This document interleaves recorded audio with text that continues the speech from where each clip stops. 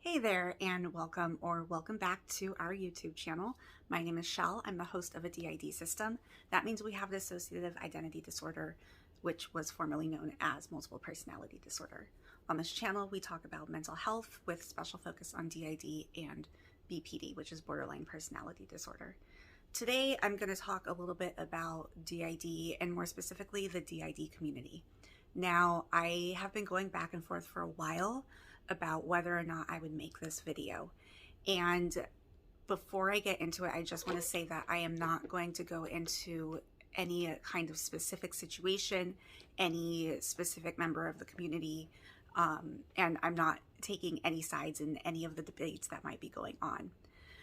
Now, I want to just talk a little bit about fake claiming and drama within the DID community. And it seemed to be getting it better for a while, but I've noticed an uptake in the amount of fake claiming that is happening, as well as the amount of drama that keeps getting stirred up, and people taking sides.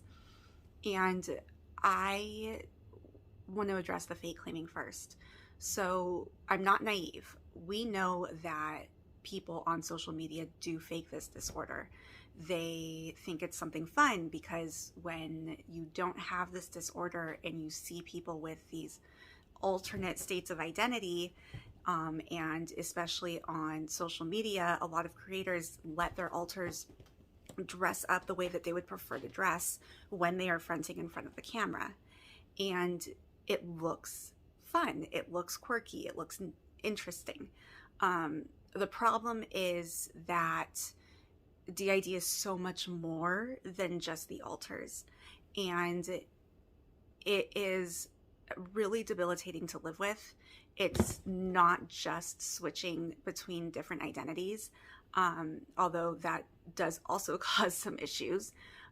For example, I could be at work, and if one of us comes out that isn't great with our job, that can really hamper my ability to be successful in my job. Sorry, my cat has the zoomies right now, so the camera might shake a little bit. The other piece of DID that's really the big one is dissociation, and it can be so bad that a lot of people with DID are unable to work because the dissociation gets so bad. And when we have really bad dissociative days, I have to call out of work and take a sick day. So it's not this fun, quirky illness. And a lot of younger folks especially will see it and they might think, oh, it's neat. And, oh, I can have these alter egos, or I can dress up as somebody else. Not realizing really how much more severe it is than that. That being said, we are not professionals. We do not see patients or clients in a psychiatric setting. We are not equipped to diagnose anybody with DID, nor are we equipped to say that somebody is most definitely faking DID. When you're talking about mental illness, just from looking at somebody's social media, you can't decide whether that person has that illness or not. And whether they're faking the disorder, if that's what you think, then don't follow them. Don't watch their videos. Don't look at their content. You can scroll past. If it bothers you that much, you can even block them. And the only time that we would ever step in would not be to fake claim, but if somebody were to be giving severely inaccurate information about the disorder that goes against what we know of DID. Keep in mind, we don't know a lot, but what little we do know, if somebody is spreading disinformation, then that would be something that we would act on. But it wouldn't be in the form of fake claiming, it would be in the form of, hey, maybe look into this a little more. This doesn't line up with what we know of the disorder. Now, this does go hand in hand with the drama in the community, because anytime there's drama between creators, fake claiming always comes into the picture. It's always used to discredit whoever it is that you're disagreeing with. because, oh, if they're not a real system, then whatever they say doesn't matter. And I came into the DID community when some major drama was going on. And for those of you that have been around for a couple of years, you probably know what I'm talking about. I'm not going to go into the details of that, but it did make coming into this community a very scary place. And my system had to have a very long, very serious conversation about whether we were going to put ourselves out there by talking about DID on the internet. Because when I started this YouTube channel, I was not diagnosed with DID yet. I didn't know I had DID. I figured that was like the last illness that I had. But for our sakes, we decided that one, it was a great way for us to express ourselves and have some sort of a social life because we're rather isolated. Also, we didn't see systems online that looked like us. And so we wanted to be able to give a different view of what DID looks like. You'll notice that when people are fronting, they're not necessarily doing the makeup that they would want to do or wearing the clothes that they would want to wear. We've had maybe a couple of TikTok videos where they've been able to dress up the way they wanted, but the fact that we work full time, we're a single parent, we don't have time to do all of that. If we took the time to dress up the way that we wanted to, we would never make videos because by the time we were done, we'd have to move on to something else like cooking dinner or doing homework. So we wanted to kind of show a side of DID that we weren't seeing online.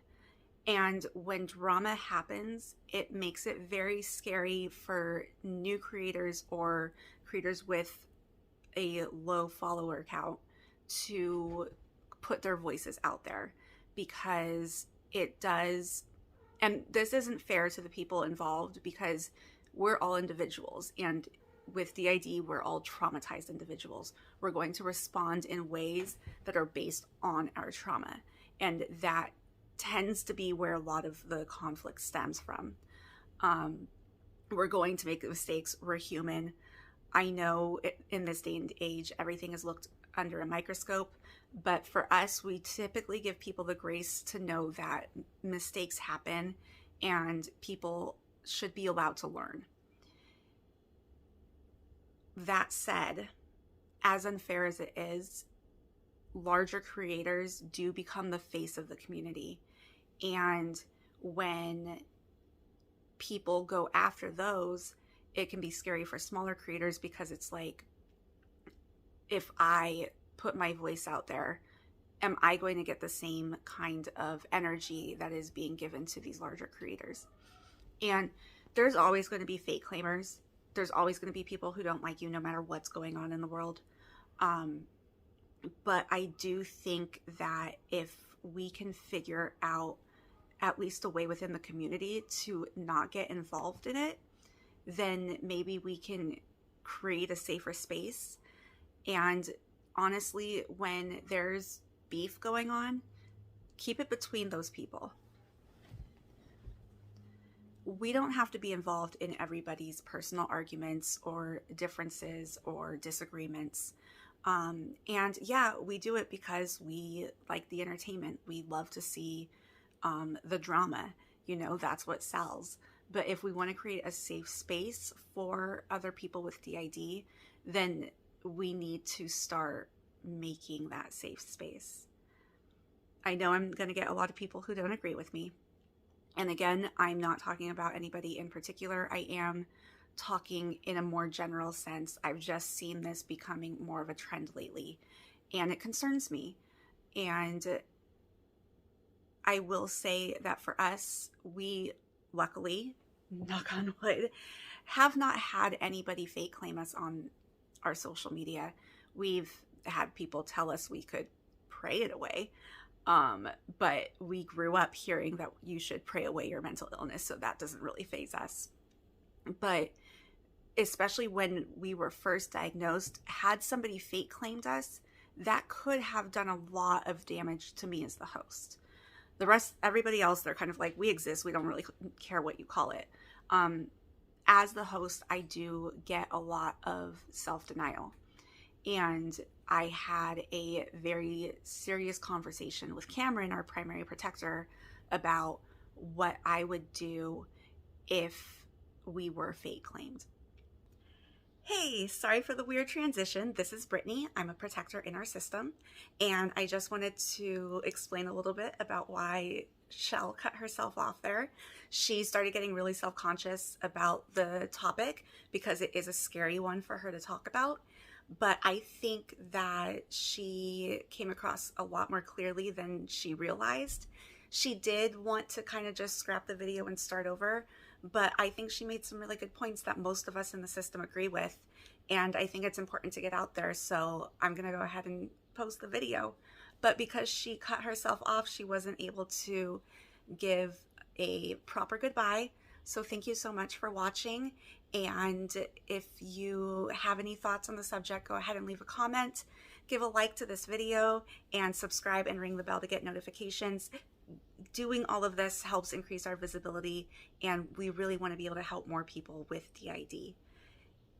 I will say any hate comments will be deleted without prejudice. So until next time, take care and stay well. Bye.